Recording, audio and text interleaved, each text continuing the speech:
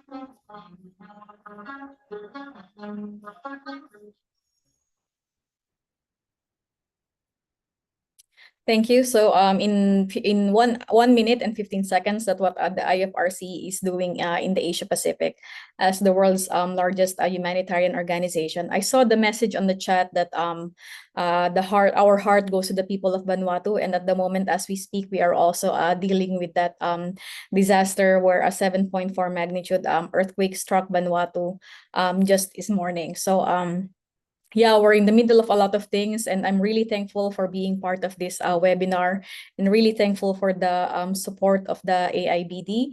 And without further ado, I'm going to my presentation. So, assuming you can all see my screen properly?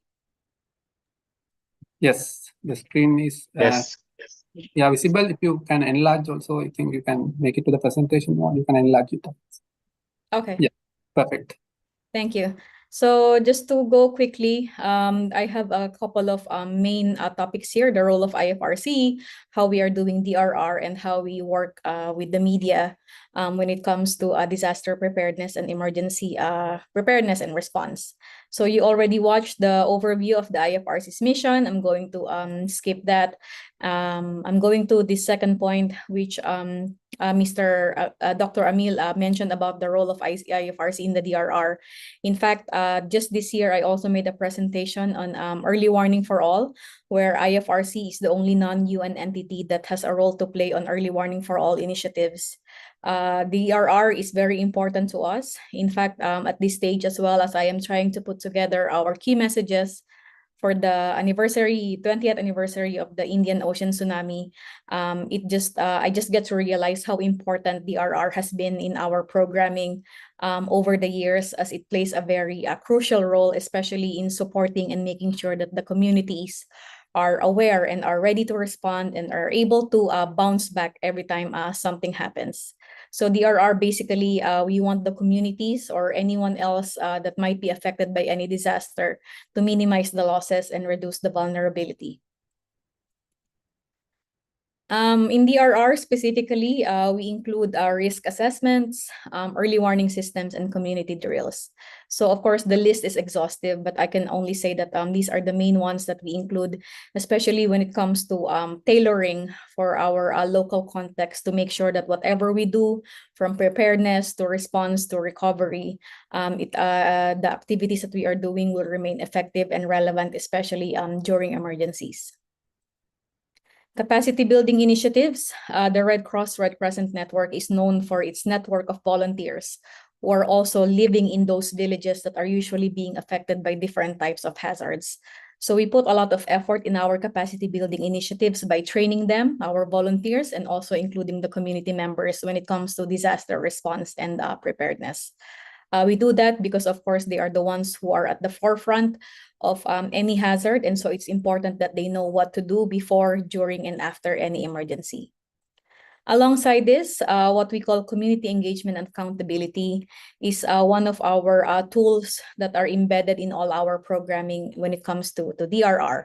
So CEA, community engagement and accountability, as I just mentioned, it involves consulting, discussing with the local population from planning and decision making, because whatever we do is for the people. And so it's very important that the people are part of every step of the process, so they know, and we know as the organization providing the assistance, that it is relevant for them. For example, the needs for the adolescent girls every time there is a disaster. A basic relief item would usually include food and non-food items, but because there are also girls, women and girls who are also being affected more every time there is a disaster or emergency, we want to make sure that there are also sanitary pads, that they would also need, especially during those days that they are in evacuation centers. So that is the role of IFRC in disaster risk reduction. The second out of the three parts of my presentation, what makes IFRC unique when it comes to DRR? I mentioned earlier that we include our risk assessment as part of our approaches to DRR. This is very important to us because we need to evaluate first the vulnerabilities across the socioeconomic and environmental spectrums. So in this case, even before there is no hazard that is happening, we sit with the people in the community. And who are those people? It can be the religious leaders, it can be the elites, it can be the people who are of social influence in the community. It's everyone, to make sure that we get to have that input from the people we support, we work with, because while the Red Cross Red Crescent has an auxiliary role to the government when it comes to disaster response, it's also very important to know how those local hierarchies or authorities are, how we can make use of them, or how we can make them catalyze the process when it comes to an effective disaster preparedness and response, and also to make sure that the specific needs of the affected communities are also being discussed or talked about. Usually, when there's a disaster, people are normally left out or are not included in some reporting because sometimes they are located in the very far area of the village, which no one really knows about. But if we get to discuss these things in terms of the number of people in the entire village, the people who know the place can tell us where else or what are the areas that we need to look into. Integration of local knowledge. So again, this is all related, and this I think is also falls under the community engagement and accountability. The word localization has also been a very hot topic in the field of humanitarian and development field for many years now. It is because local knowledge plays a very crucial role in disaster risk reduction. Because who knows the communities better? No one but those people who are living in them. We are only stepping in to augment the capacity they have and provide the support that they need.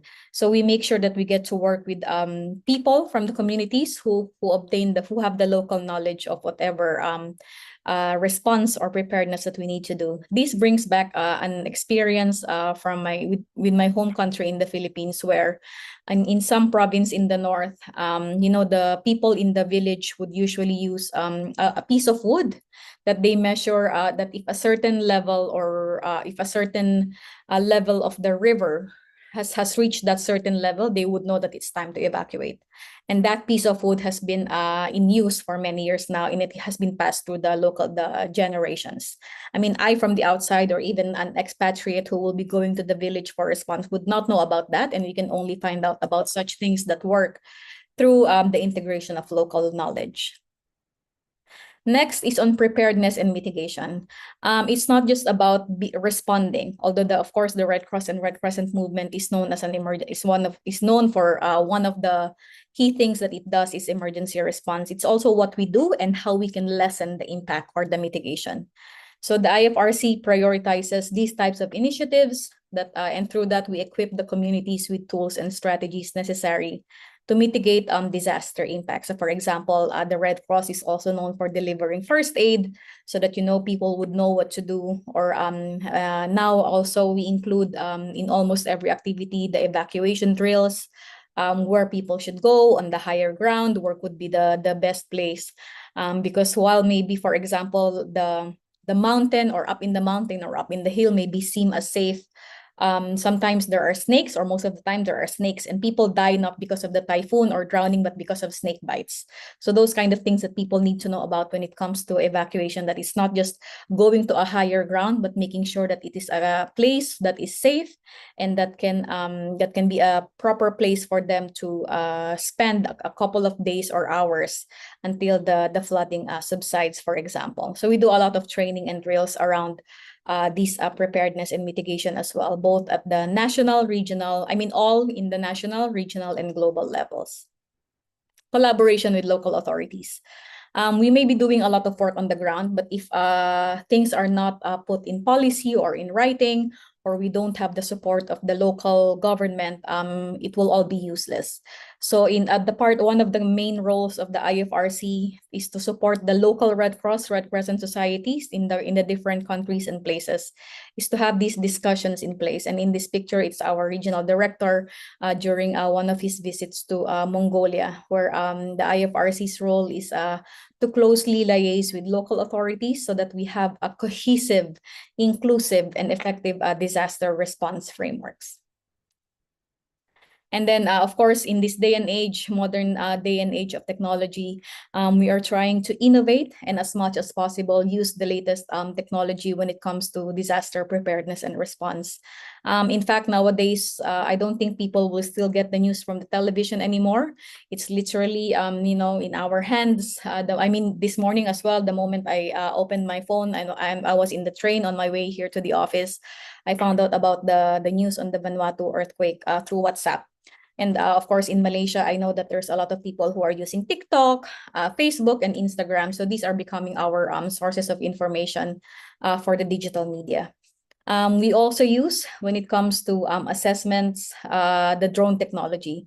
Although it's still a lot of work that we need to do here, because not everyone can embrace technology like that. So at least within the communications team, we have a couple of people in our team who would know how to use drone. And it's also not allowed in some countries to bring in drone. So it's also very relative to the context that we are working. But yes, we are welcoming technology, innovation, and the use of modern tools to make sure that we have an efficient disaster response and preparedness.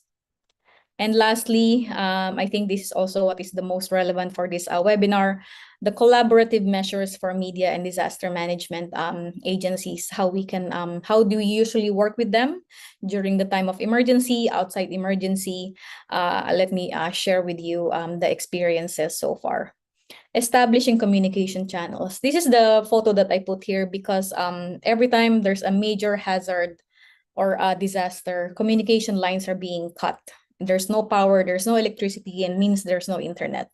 So how do we go beyond, the effective communication channels? Usually I would coordinate any media request here in Kuala Lumpur, being in the regional office, but the IFRC has delegation, or what we call country level offices across the region. So we have right now, in fact, with the ongoing with the recent earthquake in Vanuatu this morning, everything is being coordinated and monitored through our office in Fiji. So we make sure that there are those, if not in the country itself where it happened, at least we have that the closest country or office that we can establish that communication channel. And so we want to make sure that it doesn't just end there, just because there is no power or electricity, that there will be no more communication. Of course, we have to find a way. There are satellite phones available in our country offices, and that's how we make use of the information that we have. It also happened in Bangladesh recently during the protests that for 5 days the country did not have internet. And so we were still able to get some information, but of course there are some that we cannot share with the public widely, of course, due to the sensitivity of the context, and that we also explain with our media friends across the region, or with anyone who is trying to reach out to us. The next, joint training and workshops. Just early this year, we had a media luncheon with different media personnel who are based in Kuala Lumpur, and we are planning to hold more. After that media luncheon, we also held a psychosocial first aid session with a local media agency. And so it's not just about what we do, the exchange of question and answer during an emergency, but how we nurture the relationship with our media colleagues, so that there is that relationship in place, and that we get to nurture it, and so that we know who to contact. And they also reach out to us as the IFRC being the leading humanitarian organization across the region. We also need to let them know through these training and workshops the disaster protocols, and equip media professionals with the necessary skills to cover disaster situations effectively and responsibly. In fact, hopefully in the future, we are able to conduct some first aid, because the journalists, the media personnel are also like humanitarian workers. They are the first to go or to deploy every time there is something going on, and they also need to protect themselves. For example, we see a lot of people on TV who are wading through floodwaters, and floodwaters usually there's a lot of issue around leptospirosis, that when you have an open wound and it happens that there is the urine of a rat or any infected animal, you can also catch the disease with that. So these people who are also deployed and are risking their lives basically should know about these health risks and hazards while they're also on the job. Only a couple of points left from my side. Information sharing platforms. So for example, nowadays there are a lot of options for us to use, but we want to make sure that, for example, when we are thinking of a certain journalist, WhatsApp is the best way to contact him or her. There's also LinkedIn, X, not so much anymore, but usually we keep that communication alive when it comes to sharing information with them. So every time there is a press release from the IFRC, we send it out to our media contacts. Some of them reply and letting us know for any question or any follow-up interview. So it's really about providing them, catering to what they need, and also sharing with them whatever we have. So there are a lot of issues in the Asia Pacific, not just hazards. There are also conflict. There's also some risks of diseases that can happen or have an epidemic anytime. So we are also very cautious of all these risks that we have across the region, and we remain to be available for the journalists. For example, we have climate lead, health lead, nutrition lead here in the regional office and also in the country level to provide that expert level interview. And then case studies of successful collaborations. Of course, we might be talking about numbers, big organizations, response and all that. But it's very important to have the human side of things. So making sure that we have successful stories, or not necessarily successful, of course, not everything goes as planned. And we want to make sure how the organization is overcoming those challenges. So this man on the photo is actually taken from a recent typhoon in the Philippines, that the 6 typhoons that struck the country in the southern Luzon Island. But the scenario that I presented here is from Typhoon Yolanda, where I was there 11 years ago. when it happened in central Philippines. So a lot of efforts have been done, international cooperation, donation, funding, and support. But of course, it also told a lot of stories from that typhoon that struck the Philippines in history, the biggest one. And so we want to make sure that we learn from that, and also to make sure that there is not much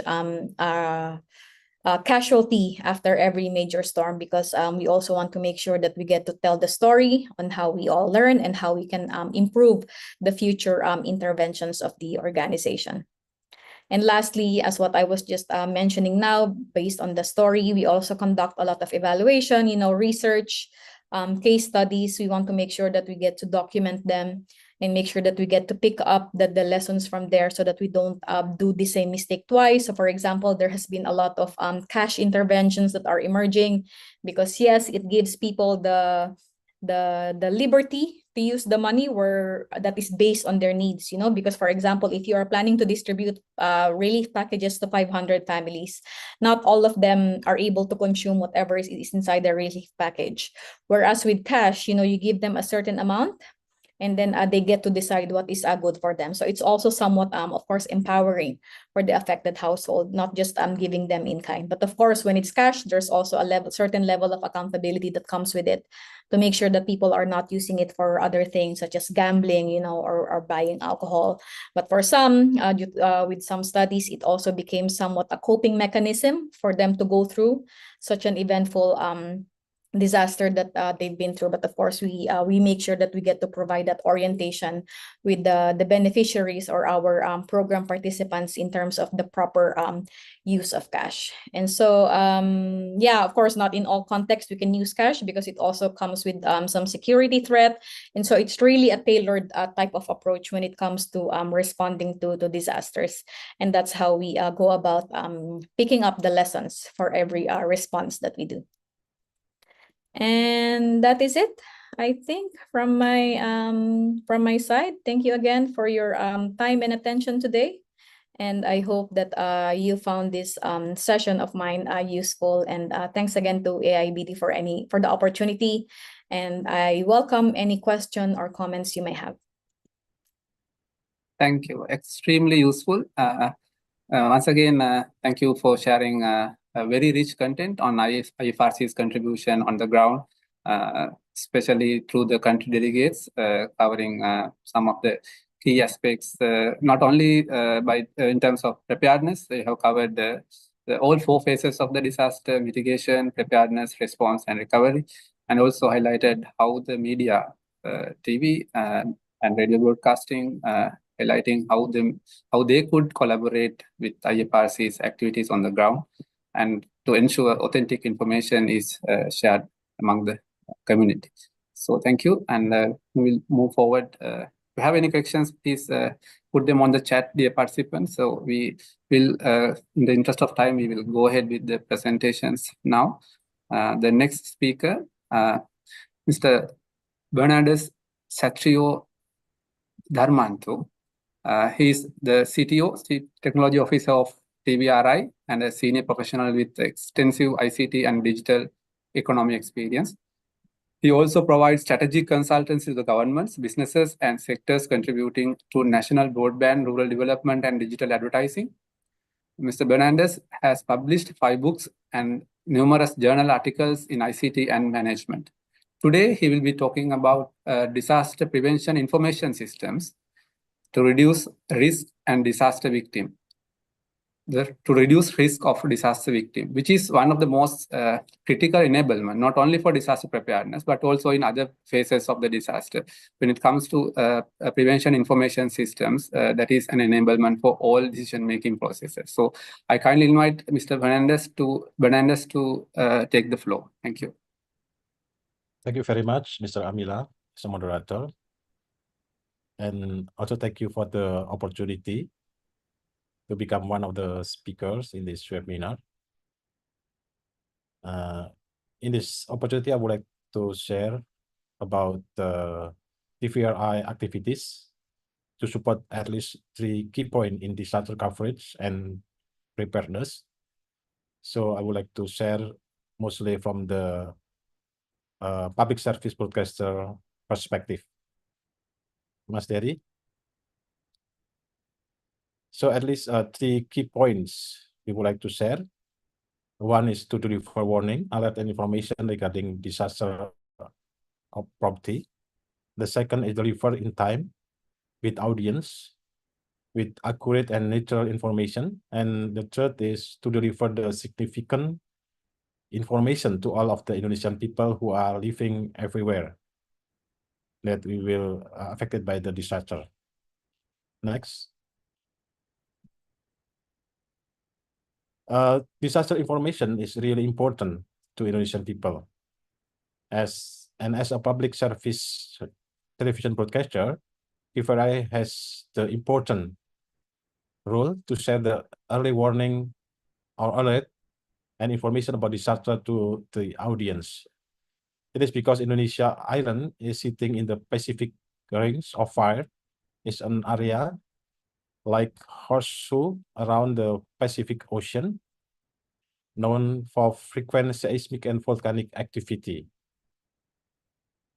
It's research that from the interaction of tectonic plates leading to subduction, transform, and different zone.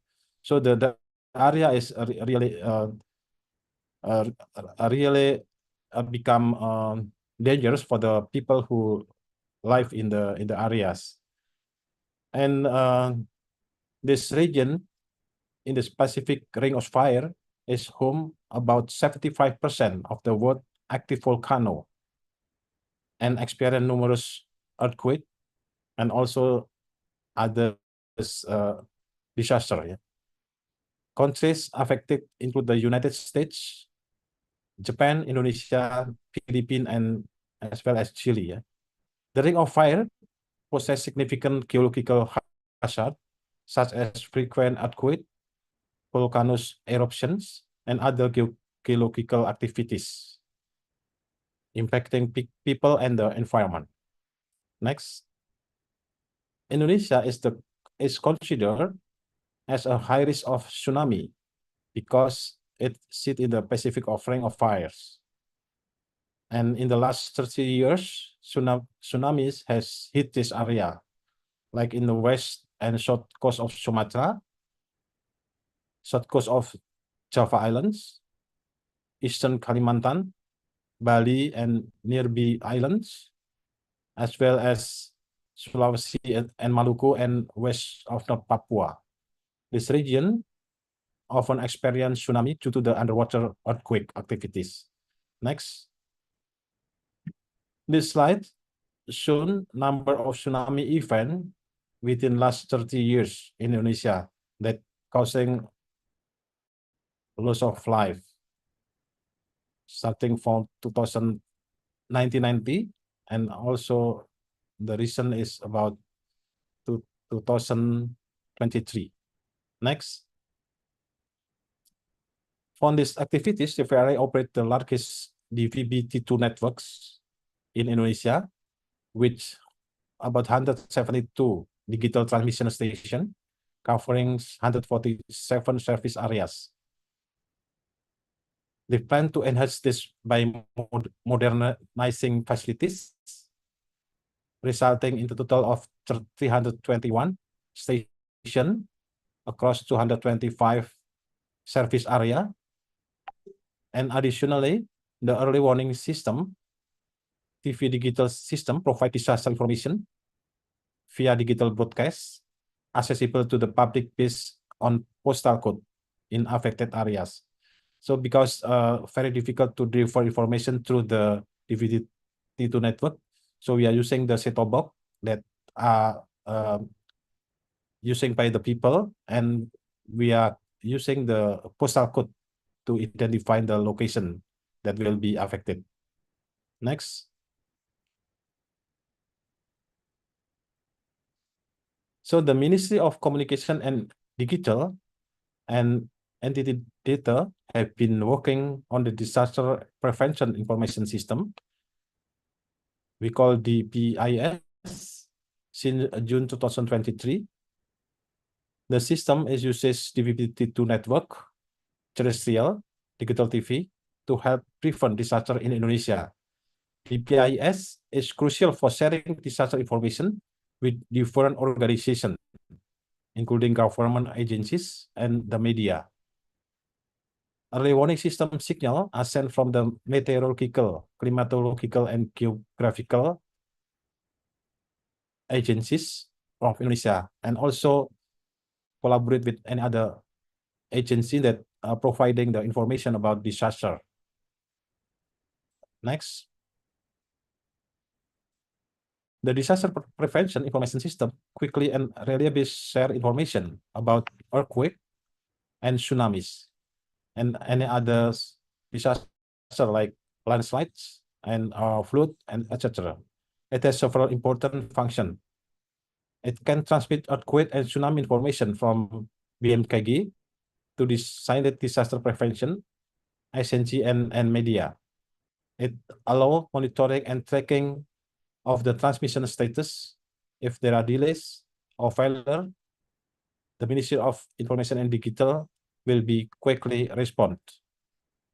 It defines a standard format for disaster information and send the information to each recipient, especially for the TV audience all over Indonesia. Next. It is the overall structure of the function of the PS that we are using collaboration between cellular network and also the DVB-T2 network. And for the next development, we will also using the radio networking as well as IP networking. And we will also add the web function. And this way will be received by the smartphone user in all over Indonesia. Next. And the server is collaborate between BMKG and also going to the server of the ComDD and then go to the all of the national multiplex operator for the DVB-T2 network, terrestrial broadcasting. And then the MOOC operator will be transmitted to regional offices through the satellite and also directly to the DVB-T2 network in the local station and activated by the set-top box that are using by the people. Next. And we are continuing to develop the system, to improve the system with collaborate between TVRI and any other parties to make sure that the system will be working better and better. Next. And this is the feature of the IPS or early warning system of DVB-T2 in the initial development. And there is at least 3 different status. The first is alert, or we call waspada. Waspada level, there is no sound, only for pop-up, and the people still can be watching the programs. And this level second is siaga, standby. That there are alert, including sound alert, and the device must not respond to any type of remote control activity when detecting and displaying early warning system information. And the third level is we call awas, beware, or warning or dangers. This is the level that alert including sound alert. The sound will be activated the television device in the home, and the device must not respond to any type of remote control. And when detecting and displaying early warning system information. So during this level, all of the program in the television picture will be occupied by the signal for the early warning system. So no longer program running, just the program from the BMKG and the sound. Yeah. Next.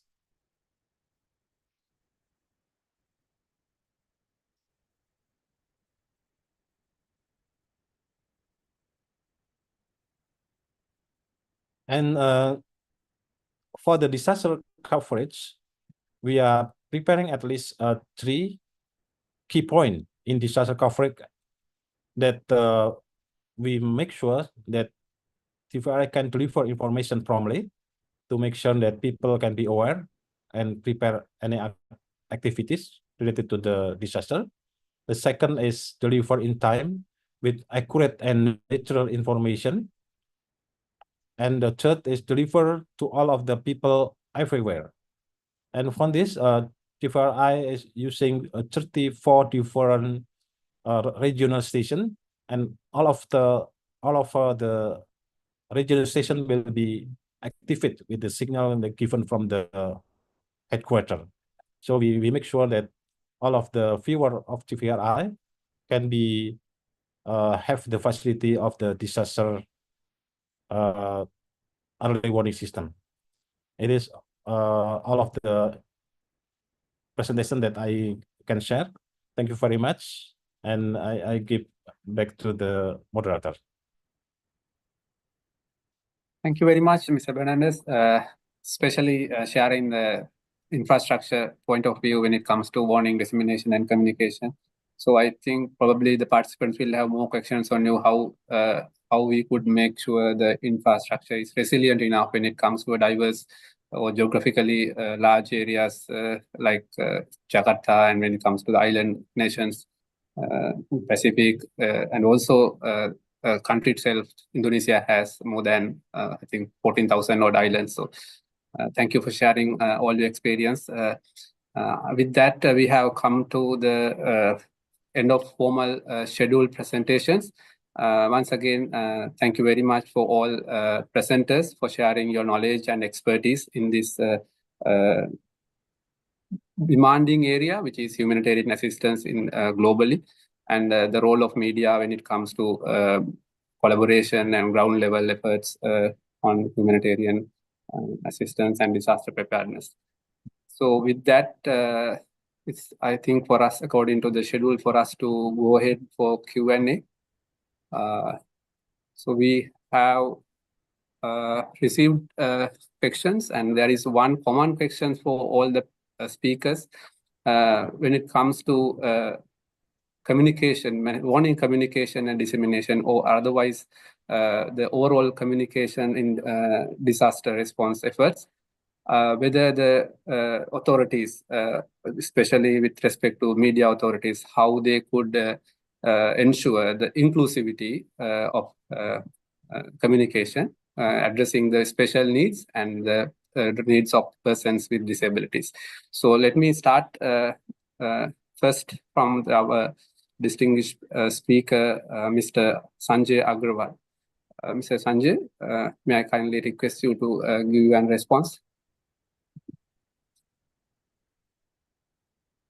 Sanjay, please, could you please switch on the mic? Yes. Yeah. Okay. So Thank you. regarding inclusivity of the people at disadvantage, maybe with disability or otherwise, as far as the early warning is concerned, this early warning is audible also at most of the places, and it is visual as well. So from that perspective, early warning meets out the requirement to the extent possible.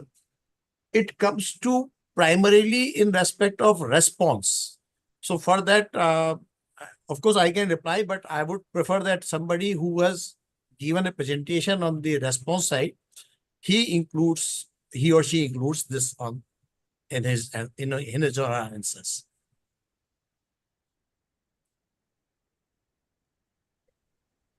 Thank you, Ms. Sanjay. Just to follow up on it, when implementing command alerting protocol, I believe that aspect would have already been addressed. If you have any thoughts on it, Do you have any thoughts behind that? How that can be accommodated when implementing command alerting protocol? Yes. So when we were implementing common alerting protocol, or rather it is a global standard that the multi-mode dissemination should be there. That means all of the modes, whether it is mobile or radio or TV or railway station, and all of the modes should have audio as well as visual, and it should be in the local language. So from that perspective, the alert, as far as is concerned, is able to reach to all segments of the society. That is what is the protocol itself. The protocol itself defines them that way, and that the same thing has been implemented. This is a global standard. Thank you. May I move to Dr. Ajanta on response to the first question?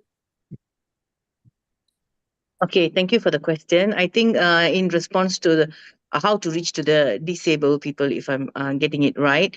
So here in Malaysia, we have what do you call that, sign language interpreter in national TVs. So when they're watching the news about warning system and things like that, they can actually understand because there will be constantly someone translating it with the sign languages. Yeah, that's all from me. Thank you. I think it's directly related to media itself, so which is covering most of the population in any country. So let's move to Ms. Francis from IFRC. Yes, hi again, Dr. Amila and other speakers. So I mentioned earlier in my presentation that the Red Cross Red Crescent movement is known for its network of volunteers on the ground who are also living in the same areas where hazards usually strike. So we make sure that through that network of staff and volunteers, we are able to get timely information, especially from the far-flung areas. Alternately, we also rely on other backups, such as use of traditional media, radio, newspaper, and using regular phone calls to reach out to our heads of what we call chapters, those who are in charge of these villages and who have been working in those areas for some time now, usually. So that's how we make sure that there is a continuity of information, especially when there are disasters and that electricity, internet, and communication lines are usually affected, and that we cannot get a lot of information during the early hours. Thank you. Thank you. If I may add another question, Ms. Francis, sorry, you are still there. Maybe please, yeah. May I follow up with your previous slides that you mentioned about IFRC's groundwork on drills. So when you advocate the conducting the drills on preparedness and responses, how do you make sure the inclusive aspect when it comes to persons with disabilities and special needs? Yeah, so this is also a role, not just, I mentioned that we have a specific team called Protection, Gender, and Inclusion, which is also like embedded across our programming, from planning, response to recovery. While it is not just, while it is the primary responsibility of that team, we also make sure that those who are deployed are oriented or given a proper orientation on how to be more inclusive and make sure that the needs are met, and so that we can provide tailored assistance to every type of or every group of population as well. So we want to make sure that those who have disability, women, girls, boys, and men, that their needs are also factored when it comes to our planning, assessment, and overall strategic response for any disaster or emergency. Thank you. May I move to Mr. Bernardes on inclusive aspect of communication, especially how do you recommend the media communication to be more inclusive, addressing the needs of persons with disabilities? Yes, for the disability audience, typically they are using television to getting the information about disaster, because the picture in the television is getting the information about the alert and also together with the sound. So I think the disabled also can identify that at the time there is early warning or disaster information. So I think the system is also can be able to be used by the disabilities. Thank you. Thank you. There are more questions that have come. Maybe I will randomly choose. One is what pre-disaster measures can be implemented to ensure communication continuity in remote areas? Okay, so I'll then again go back to Mr. Bernandes. Please, I think it's related to infrastructure, so I kindly request you to respond. Yeah, thank you. Yes, for example, in Indonesia, that DVB-T2 is also covering the remote areas.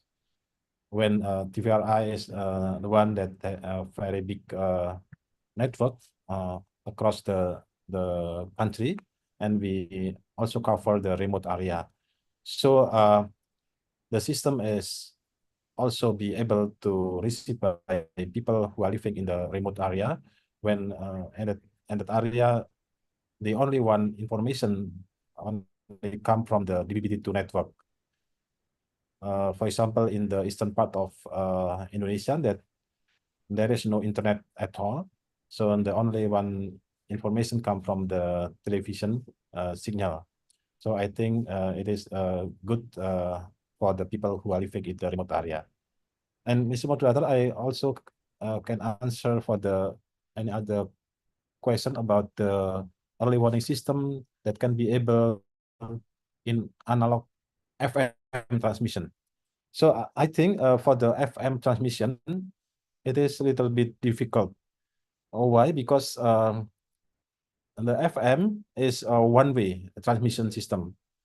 So the issue is how to make sure that the viewer on the FM audience can be able to identify the localized, because the disaster is localized. So using the DVB-T2 set-top box, we can identify the local set-top box by the identification of the postcode, right? But for FM, it is very difficult because to be not able to make sure that only recipient in the local area can be informed by the disaster. So I can say that FM transmission will be quite difficult to be able to using the system.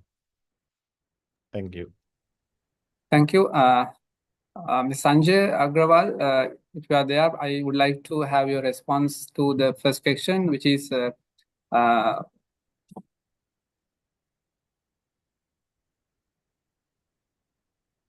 Yes. what are the when it comes to the infrastructure, what are the how do you ensure the communication continuity in remote areas? Because I believe in India, it is the vast areas, and you need to make sure how the remote areas are integrated or connected into the transmission networks, and enabling the media communities, local media and national media communities, to send right information on time. So I kindly request your response. Yeah, in fact, actually, of late, in over the period of last 2 years, we have developed a resilient system wherein we deploy the communication through satellite media as well as the radio links. So there are 3 modes through which we can have the connectivity in the remote area. One is optical fiber and radio and satellite. Earlier, we used to rely on OFC only if there is a disconnect. So that is one thing which we take care of, that we have satellite links as well. Secondly, we have cell on wheel. That means the mobile towers, which are itself mobile. So we have, those are mounted on the cars or large trucks rather. So we take those to the affected area and the reach time has been reduced to 4 hours. So that is maximum. So in some cases, we can reach out in just 30 minutes. And there is a collapsible tower available to that. So immediately it rolls out. And that has got the power system also available. DG set is available. For backhaul connectivity, it has got 2 options. One is radio and other is satellite. So these kind of connectivities are being ensured to have the continuity of the telecom services for the media. Thank you. Actually, excellent that in India that you have deployed most advanced technologies when it comes to the communication infrastructure. So let's move on to the other questions. I would like to get response from Dr. Ajanta on question. What are the most effective ways to counter false information during pre and during disaster periods to prevent public panic? In fact, you already mentioned during your presentation, Yeah. but please go little more detail. Thank you. Okay, thank you. Thank you for the question.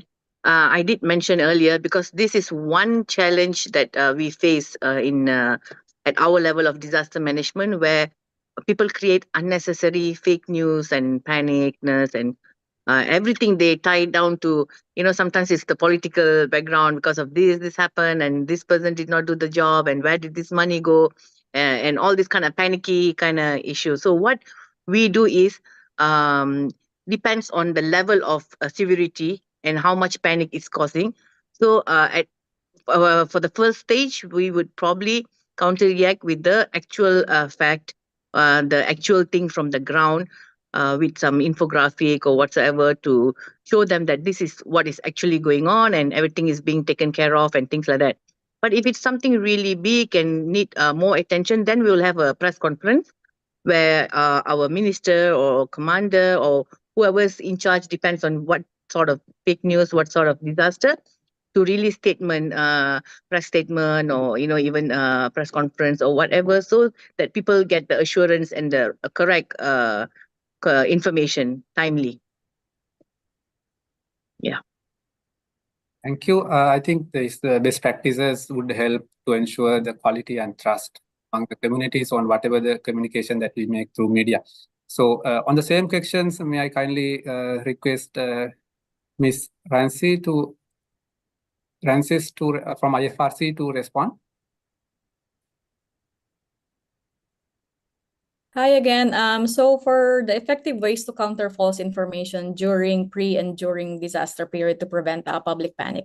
So we know already, and we have seen from experience, that this can be really crazy, and in terms of all the information, false QR codes that are being posted to get donation or public support. So first and foremost, we utilize the social media that is in place for the local Red Cross or Red Crescent Society. And usually for domestic audience, it's Facebook. So we make sure that the National Society has a statement or a message that there is only one, verified or QR code or link that they can use if it is regarding donation. Outside emergency, there are times where in some contexts, the relief package was kind of edited and put the flag of the country for selling purposes. First and foremost, we don't put the flag of any country as part of our impartial and neutral fundamental principle when it comes to delivering humanitarian assistance. So we usually reach out to Meta. Before, we used to have a direct contact on Facebook who could help us counter all these false information that are spreading online. But now, since it's now Meta that's managing the entire thing, Facebook, Instagram, and WhatsApp.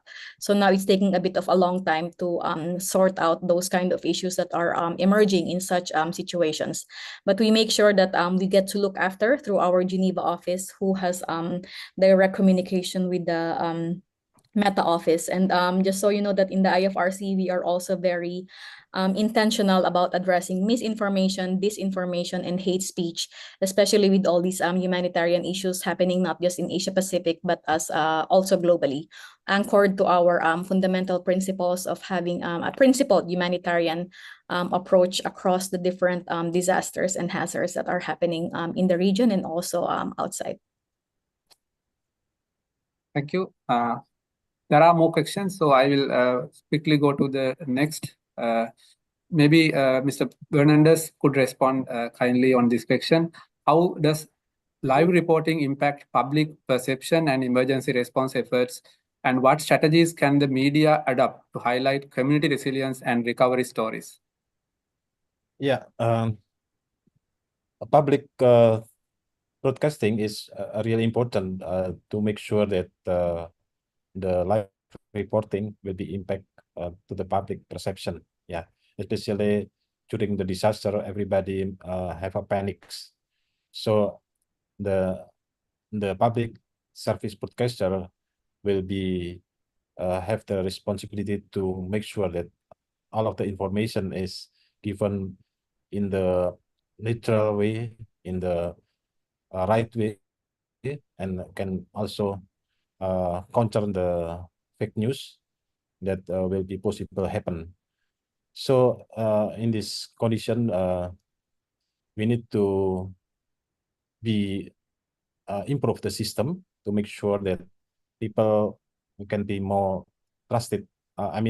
People can be more trust to the information that given by the public service broadcaster, especially that the source is given by the government, and they have to be more trust that information is from the real neutral source, and it will be also make sure that the information will be give the more resilience to the recovery to the stories, and also people can be relay the information that given by the government.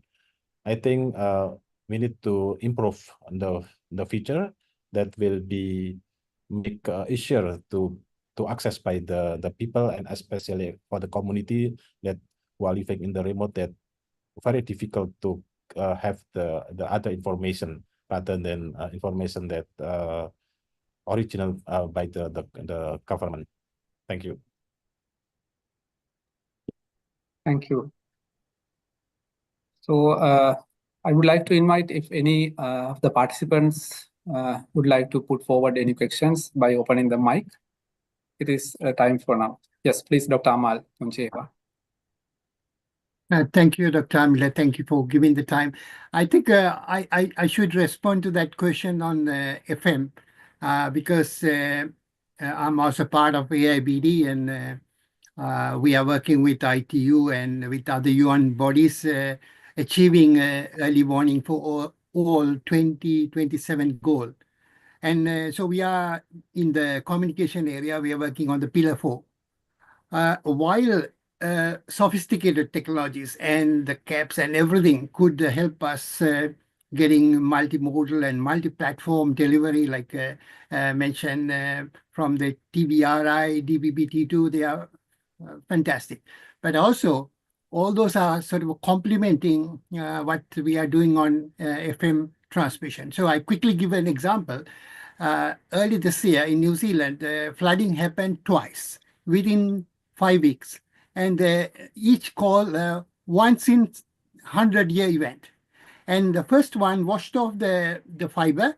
So it disconnected all connectivity. As you know, when the fiber is washed off, there is no connectivity to the cell phone. So there is no cell phone coverage. So the most resilient broadcasting or the information channel is the radio. So the disaster management said through all communication that keep your pocket radio ready and listen to that. If you don't have that, go to the car and on it, and then listen to the news where you need to evacuate, because the rain is continuing, the river levels are increasing. So that's the early warning give. Okay, now you should evacuate. And we have to give that, because we cannot say, oh, no, you go early. How can we accommodate so many people in a small space? We have to give them. यही document हमारे पास final रहेंगे, petri का निकालेंगे. We have to give them accommodation, heating, all that. So it plays a very important role. So I want to emphasize that one. On the other hand, yes, definitely the sophisticated system can help us on the more targeted geolocation-based early warnings. Thank you. Thank you, Dr. Amal, for sharing your experience and with real-life scenarios in use of highlighting the significance of radio broadcasting. Are there any participants who would like to come up with ideas, comments, or any questions to the speakers?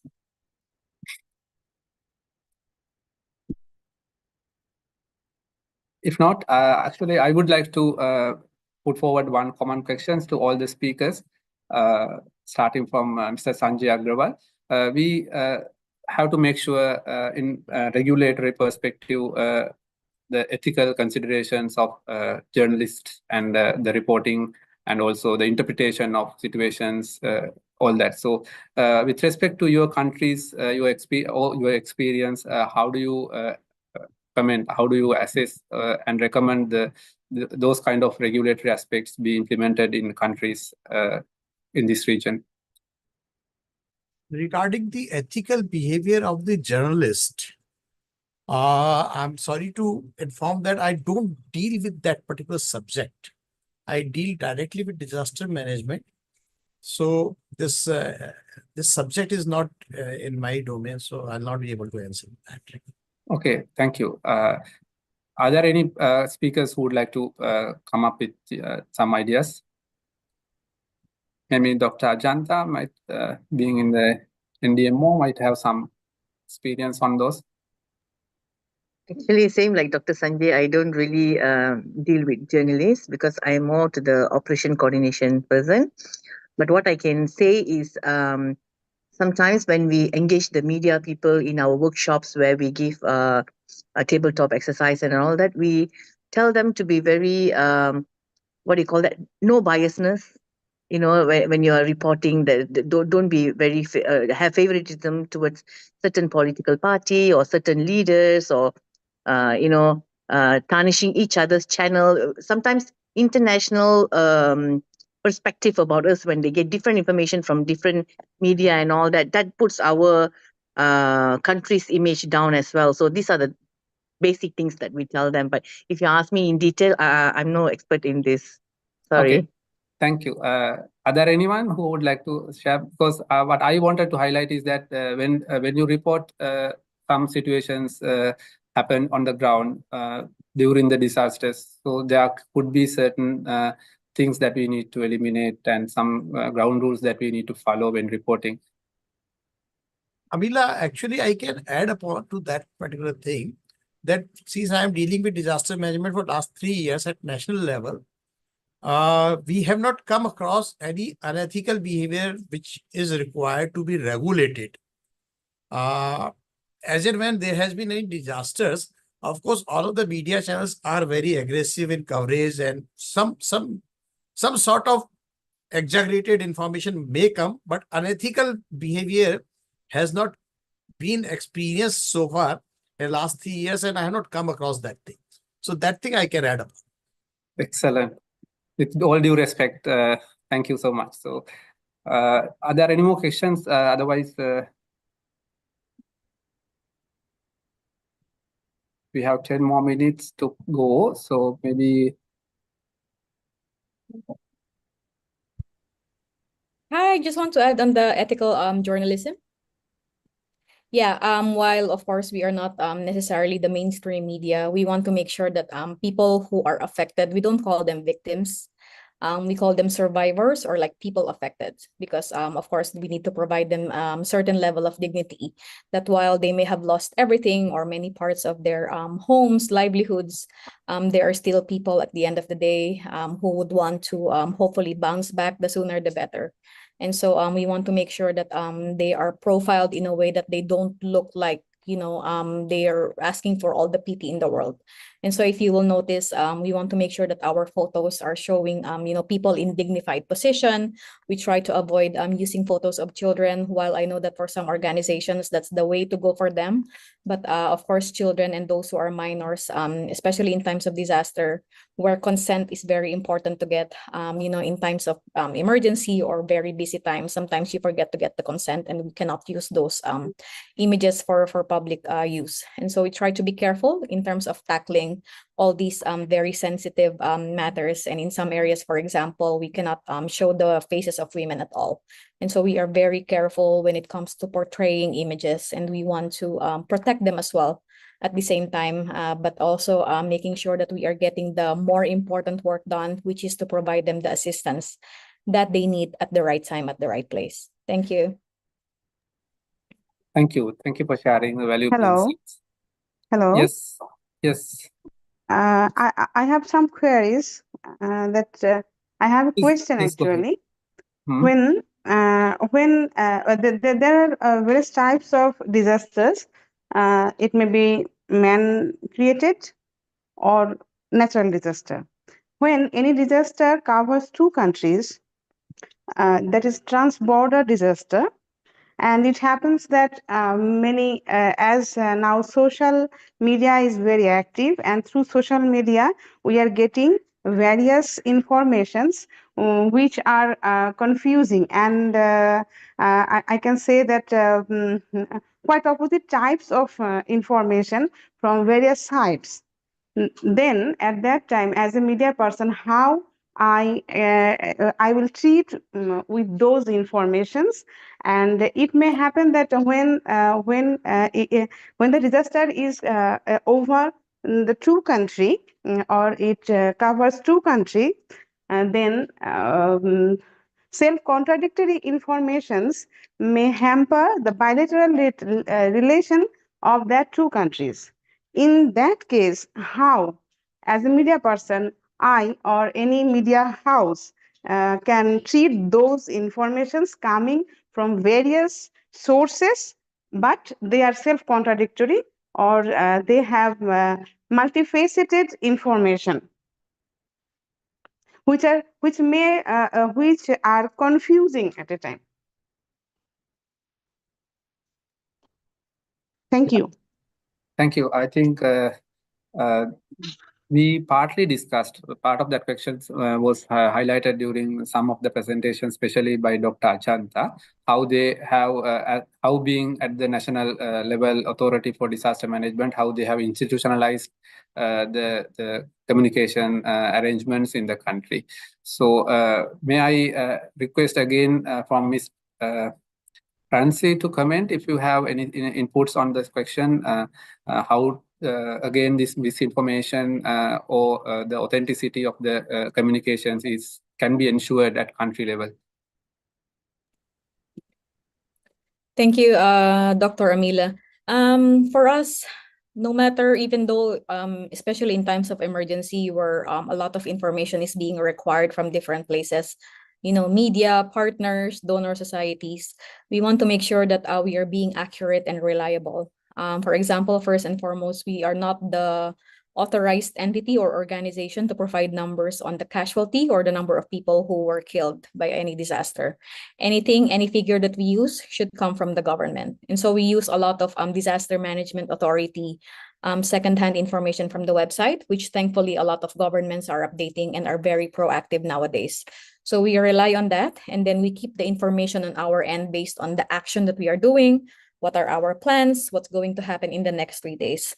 So we keep the Red Cross, Red Crescent information from our end, and then whatever we can get from the government when it comes to the number of people affected, areas affected, we get it from them, because there's also that line in between that we cannot provide that information when it comes to the number of casualties. And so in terms of the level of approval, the leadership is also on board, and in terms of understanding that these things also have a deadline. And so I personally, I sit with my colleagues here if there is any urgent information that need to be required, and if that is okay, then in ensuring the clarity, the accuracy of the information, then we publish it the soonest that we can, going through certain levels of approval, because information is very powerful, and it can also make or break any organization. So we are very careful when it comes to tackling such sensitivity of content, especially when it involves country level or government level of information. Thank you. Thank you so much.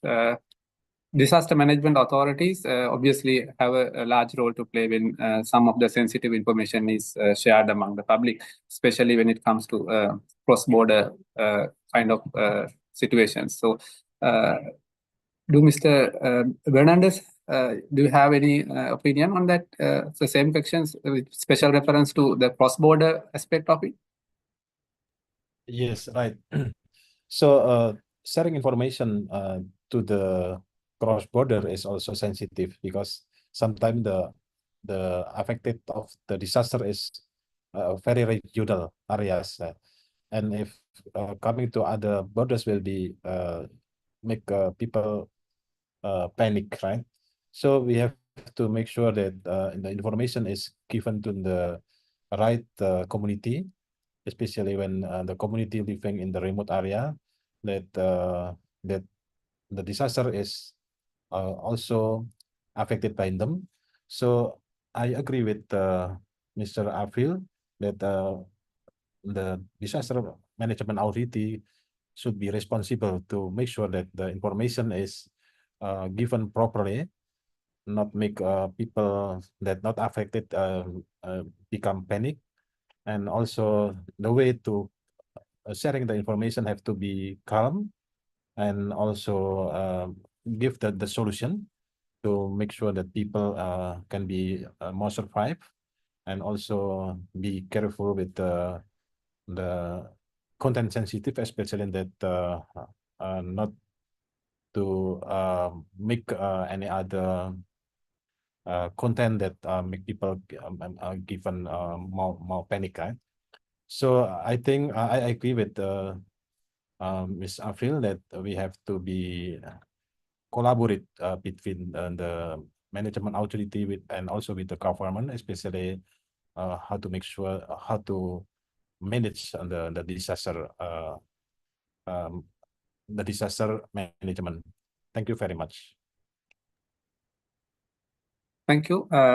We have one more question from Ms. Pooja. Actually, there are two questions from her. I will combine, and maybe I kindly request Dr. Ajanta to respond. Whether anyone has dealt with community media and citizen journalists, and how can community media journalists and community media like the community radios ensure the integrity of information while effectively reaching the supporting people in the most remote vulnerable areas during disasters? Also, should community radio journalists should get the status of journalists? That is a different perspective of the question. In many countries, they are known as citizen journalists, but their role in media is not validated by the networks. Why? As their role is crucial, isn't their role is crucial during disasters? So there are multiple questions in same questions. May I kindly request Dr. Ajanta to respond? Okay, I may be not able to answer the whole question. I think there's two questions, but part of it is like when a journalist is covering some information, especially on ground zero level, I think it's very important that they get the figure directly from the commander or whoever's in charge in different countries. Like in Malaysia, the commander is the one who should be giving the right information. And before releasing any information, they should actually check back with relevant agencies. For example, we have different disasters have different agencies to be the lead agencies. For example, like COVID, Ministry of Health will be the lead agency, although disaster management is the coordinating body, but Ministry of Health will be the lead agency.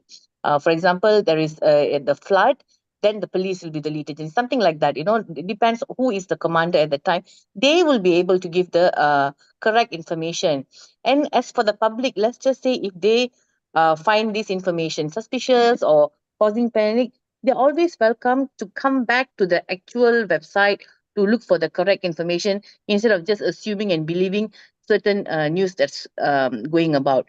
I mean, I think this is a very superficial answer, but about this other part, perhaps other speakers can cover. Thank you. Thank you, Dr. Ajanta. Maybe from respective country perspectives, from Indonesia, if Mr. Fernandez could comment something about that question, which is quite broad. Yeah, I will share about the Indonesian experience. Yeah, that the citizen journalism is provide the important task to all of the disaster information, because normally the citizen journalism have the right information from the source of the disaster. So and then the important way is they have to be collaborate. So the citizen journalism have to be given information to the right authority in the government. So the government can make something like how to make sure that the information is the correct, the information is accurate. So the authority can be sharing the information to the people with the right information. So not directly from the citizen to elephant, but supposed to be go to the authority first and then sharing to the people. Thank you. Thank you. Maybe Mr. Sanjay, if you are there, may I kindly request you also to add from India's perspective on that question?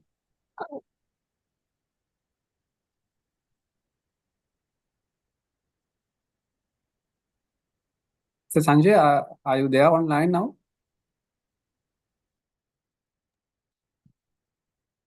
Okay, we can move ahead. In fact, Ms. Rances also has commented on that question on the chat. I kindly request all the participants to go through the response. And she has left for an emergency meeting as well, so she is unable to comment online, but she has shared her views on it. I think we are almost up with the time, so we will have no more question and answers. So let's try to wind up and proceed the next actions of the session. May I kindly request Ms. Jenny to take over the floor? Sure. Thank you, Amila, for your for being on moderation duties. And thank you to all our speakers. You've all provided valuable insights. And thank you for Dr. Amal's input as well there. This is a very big topic, and AIBD will be doing more work in the coming weeks, in the coming months, in regards to disaster preparedness, and of course with media's preparedness in handling disaster reporting and coverage as well. So those are down in the pipeline for the AIBD, and for all of you, keep an eye out for that as well.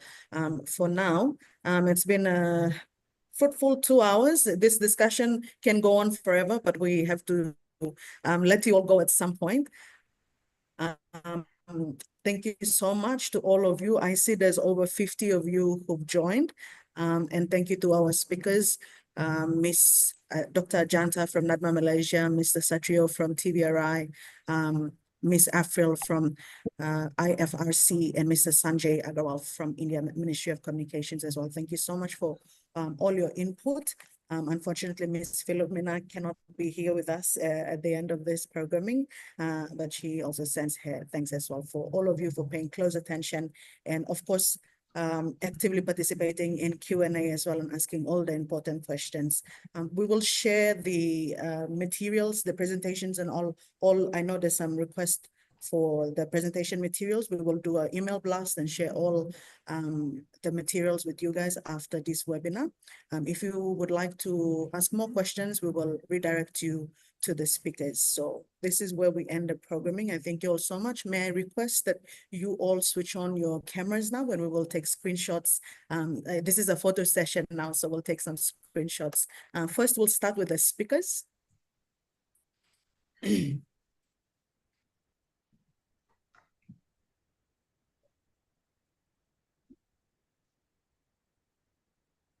Just a moment.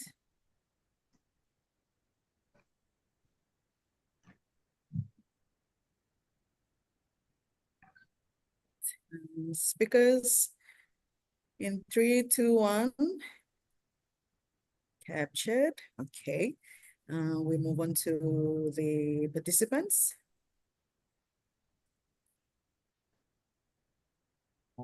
Okay, one more for the participants.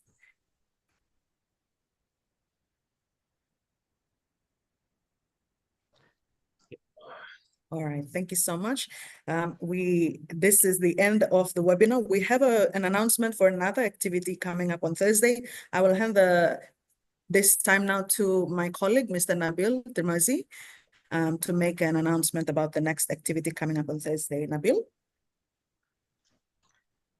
Thank you very much, Ms. Dini. And again, good morning, good afternoon, and good evening, depending on your time zone. So thank you very much for joining this information-packed event on preparedness. And as AIBD committed during the 90th Asia Media Summit that from 2024 September towards the end of 2025, we will be running plenty of disaster preparedness activities, safety drills, and also working on crisis reporting as well. So I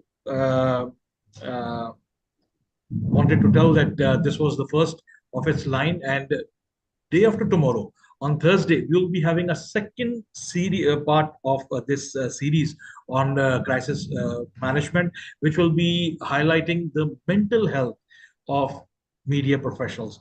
If I may just send the link. So again, it will be, as usual, a very information-packed event. We will be having speakers from India, Bangladesh, Pakistan, Indonesia, Papua New Guinea, and Fiji as well. And definitely, I'll be looking forward to see you all during that event. And if you have any comments or any feedback or any suggestions that what kind of webinars we should be having in near future for 2025, do let us know. Do stay connected on our Facebook page, facebook.com/MYAIBD, or our training at aibd.org.my. So thank you very much, Ms. Dini. Back to you. See you on Thursday. Right, thank you so much, Nabil.